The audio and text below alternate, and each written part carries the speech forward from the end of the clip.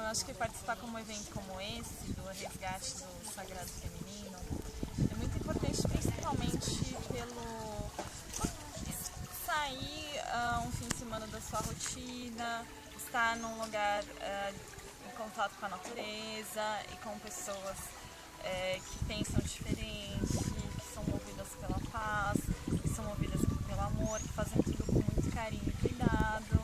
Então você pega um fim de semana para olhar para dentro de si e descobrir novas faces de uma mesma mulher, de uma mesma pessoa. Então eu só agradeço a todas as organizadoras do evento pela oportunidade de participar.